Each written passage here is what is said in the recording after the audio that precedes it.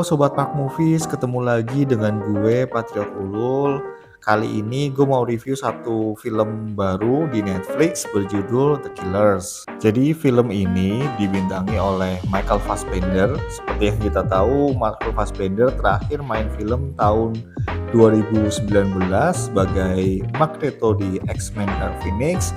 Kemudian ada Tilda Swinton yang kita kenal itu sebagai The Ancient One, main di Doctor Strange and Marvel Cinematic Universe lah. Terus disutradarai oleh David Fincher.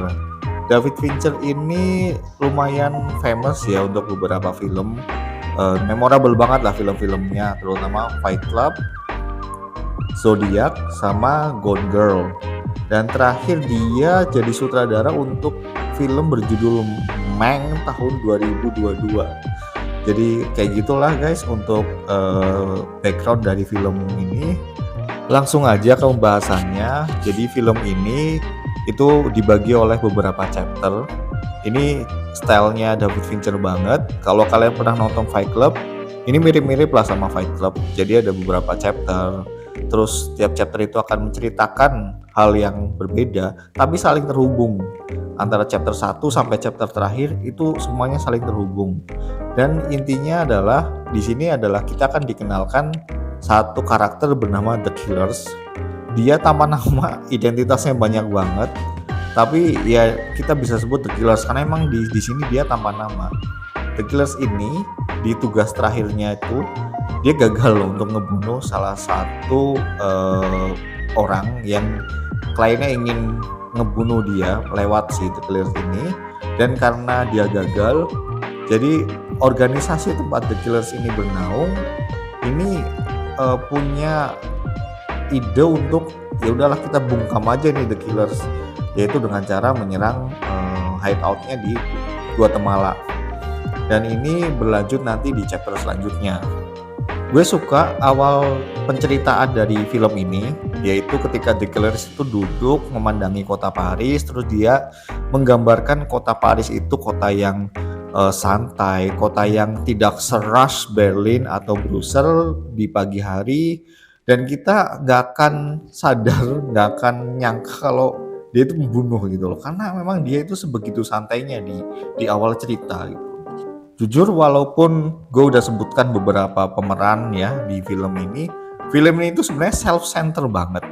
Maksudnya film ini benar-benar berpusat pada The Killers ini, pada karakter The Killers ini, sehingga kita tahu metodenya, kita tahu cara pandangnya, kita tahu bagaimana dia akan bertindak.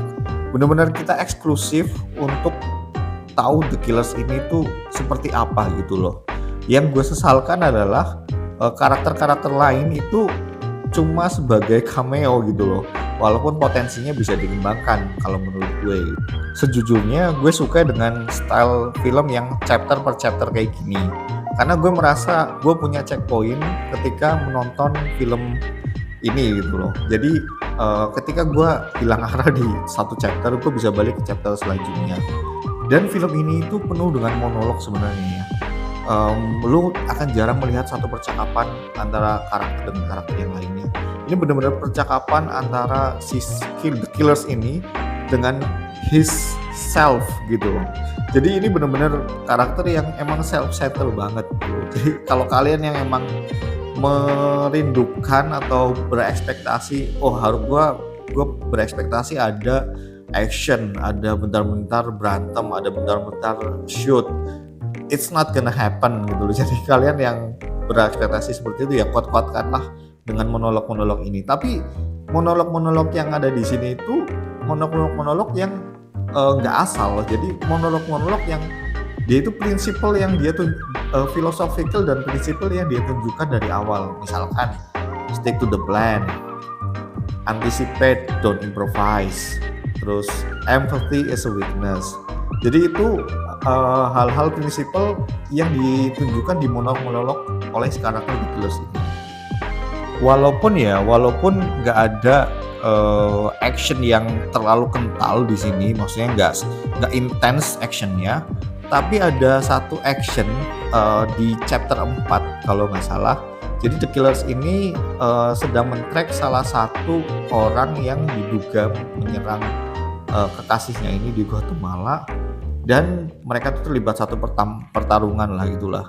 Dan pertarungannya ini gila parah sih. Di sini kita ditunjukkan kalau The Killers ini atau pembunuh ini nggak invisible. Dia itu vulnerable juga. Dia tuh selayaknya manusia. Dia bisa dilawan, dia bisa digebukin, dia bisa dihancurkan lah gitulah. Ya walaupun eventually kita tahu ya dia akan overpower, tapi di sini dia kelihatan banget kalau The Killers itu manusia biasa gitu loh.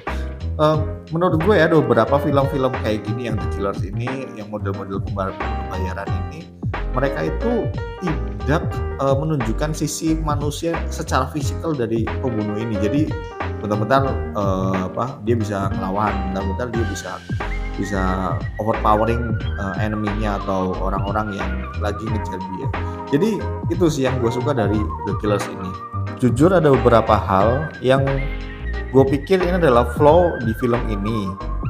Yang pertama itu film ini itu gagal, kayak semacam The Killers ini gagal untuk jadi Anton Chigurh kind of karakter lah. Jadi kalau bisa dibilang, mungkin kalian yang udah pernah nonton No Country for the Old Men, kita tahu ada satu karakter pembunuh namanya Anton Chigurh yang diperankan oleh Javier Bardem.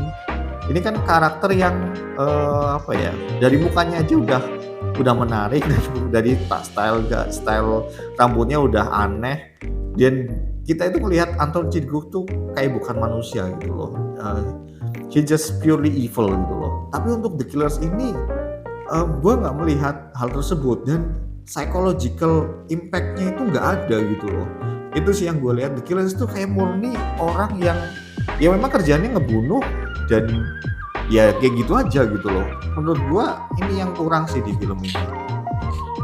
Terus yang kedua adalah monolog yang dikatakan The Killers itu menurut gue adalah monolog yang munafik ya, bisa dibilang. Gue bisa bilang ini kontradiktif lah gitulah. Karena misalkan nih dia bilang stick to the plan, terus anticipate, don't improvise, empathy is a weakness.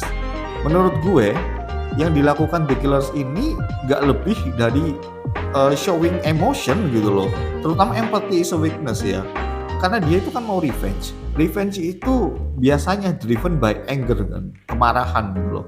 Kemarahan is an emotion gitu loh.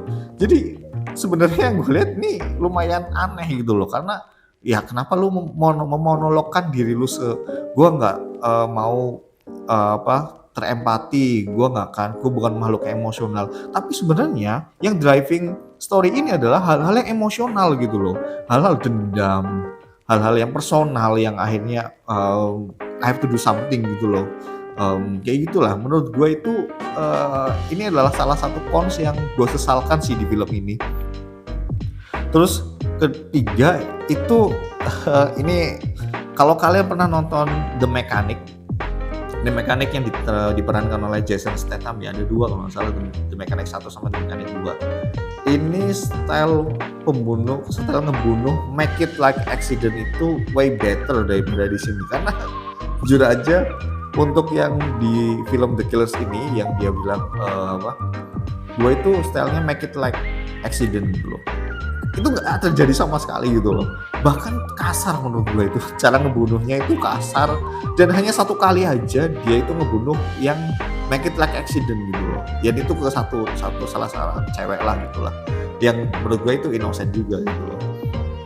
Dan itu sih yang gue lihat tuh ya pembawaan bahwa style dia membunuh adalah make it like accident, ya itu nggak ada di film ini gitu loh. Di film ini dia kasar banget menurut gue, dia membunuh yang kasar. Metodenya kalau ibaratnya tuh don't leave any evidence, dia evidence-nya banyak banget sih. Mungkin dari darah, baju, anything lah yang bisa leading to the evidence itu dia ada gitu loh. Dan menurut gue itu nggak banget lah gitu lah. Terus yang terakhir mungkin ada beberapa karakter yang menurut gue only appear to be killed sih. Dan ini memang ditunjukkan dari chapter 1 ke chapter terakhir sih. yang memang nggak semua karakter itu dibunuh ya, maksudnya nggak semua yang dia incar itu dibunuh. Ada beberapa yang mungkin sedikit spoiler, ada beberapa yang diampuni gitu loh. Tapi kembali lagi gitu loh, orang-orang yang ini dibunuh ini sebenarnya potensial untuk dikembangkan lebih jauh gitu loh, potensial untuk dijadikan konflik lanjutan. Tapi itu nggak terjadi gitu loh. Jadi ya benar-benar karakter ini ya hanya ada muncul, ngobrol, terus bunuh gitu loh. Yang menurut gue itu salah satu kekurangan sih di sini sih. Mungkin segitu aja ya film review The Killers bagi gue. Untuk skor gue berani kasih 6,5 karena film ini walaupun ada beberapa hal yang menurut gue masih jadi kekurangan, masih bisa untuk diimprove lebih baik lagi, tapi gue masih menikmati film ini dan masih bisa jadi film untuk me time. Kali aja gue ada salah, lu bisa boleh koreksi gue di kolom komentar. Kali lu mau berbeda pendapat dengan gue, silahkan tulis di kolom komentar, kita bisa diskusi di situ. Sekian dulu review film dari gue, Sobat Park. Kita ketemu lagi di review film selanjutnya. Bye bye guys.